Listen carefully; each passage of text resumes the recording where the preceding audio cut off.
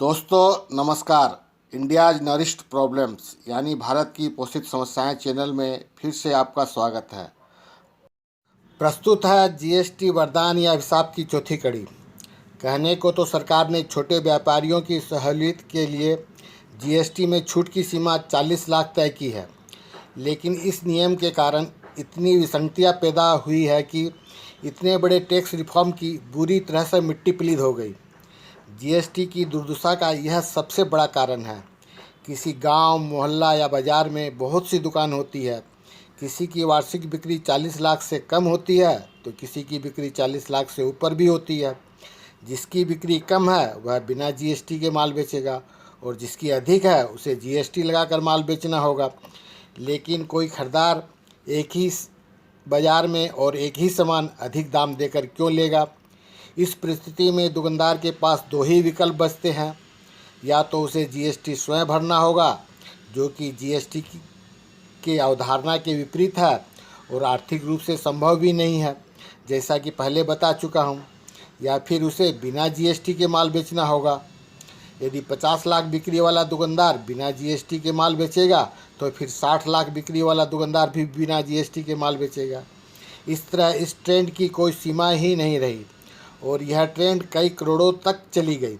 अगर किसी दुकानदार को कोई असुविधा होती है तो वह जीएसटी में रजिस्ट्रेशन तो करवा लेता है, लेकिन ज़्यादातर काम कच्चे में ही करता है। इसका प्रमाण फाइनेंशियल एक्सप्रेस की इस रिपोर्ट में है, जिसके अनुसार पिछले 3 साल में जीएसटी के 22% करदाताओं की टैक्स लायबिलिटी नील है, यानी जीरो, और 28% करदाताओं से कुल जीएसटी का 1 से 2% टैक्स ही वसूला गया है। अगर 44 महीनों के बाद भी सरकार इस समस्या का समाधान नहीं निकाल पाई है तो यह उसका निकम्मापन है। जीएसटी के नियमों में एक नियम ऐसा भी है जिसके अनुसार यदि कोई सप्लायर सरकार के पास टैक्स जमा नहीं करता है तो क्रेता को इनपुट टैक्स क्रेडिट नहीं मिलेगी। यह जीएसटी का सबसे निकृष्टतम नियम है। एक उदाहरण दे रहा हूँ। मान लीजिए एक हॉकर के पास टोटल 1 लाख की पूंजी है और वह किसी उत्पादक से प्रति सप्ताह 1 लाख का माल खरीदता है। अचानक कुछ सप्ताह के बाद उसे मालूम पड़ता है कि उत्पादक सरकार के पास टैक्स जमा नहीं कर रहा है, तो अब यह टैक्स उसे देना होगा। टैक्स भी 8 सप्ताह में 18% जीएसटी के हिसाब से 1 लाख के ऊपर हो गया। एक क्षण में वह दिवालिया हो गया। उसका क्या दोष?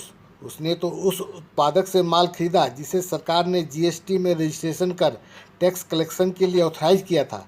फिर यह टैक्स वह क्यों भरेगा? यह तो सरकार का दायित्व है। शायद दुनिया के किसी भी लोकतंत्र देश तो छोड़िए, राजतंत्र देश में भी ऐसा काला कानून नहीं होगा। यह सरकार की दादागिरी नहीं तो और क्या है। विश्वास नहीं होता कि मोदी जी जैसा ज़मीन से जुड़ा हुआ नेता इस तरह के जंगली कानून को परमिशन देगा। जीएसटी का कॉन्सेप्ट कहता है कि इस टैक्स को उपभोक्ताओं को वहन करना होता है, किंतु कंपोजिट स्कीम में विक्रेता को अपनी आमदनी से जीएसटी चुकानी पड़ती है। जटिल से जटिल प्रारूपों को थोपकर एक व्यापारी को बाध्य किया जाता है कंपोजिट स्कीम में जाने के लिए। यह ब्लैकमेल नहीं तो और क्या है। व्यापारी को न तो इसमें इनपुट की सुविधा मिलती है, न खरीदार से टैक्स ले सकता है। यहाँ तक कि उसे अपने लाभ की मात्रा भी तय करने का अधिकार नहीं होता। उसे भी बिना खर्च को संज्ञान में लिए उत्पादक ही तय करता है। साधारणतया प्रमुख सामानों के निर्माता एमआरपी से 80% से 88% वैल्यू अपने पास रख लेता है। विक्रेताओं के लिए सिर्फ 12 से 20% ही छोड़ा जाता है। संकट यहीं खत्म नहीं होता। इस तरह लाभ में भी ई कॉमर्स कंपनियों के कारण कटौती करनी पड़ती है।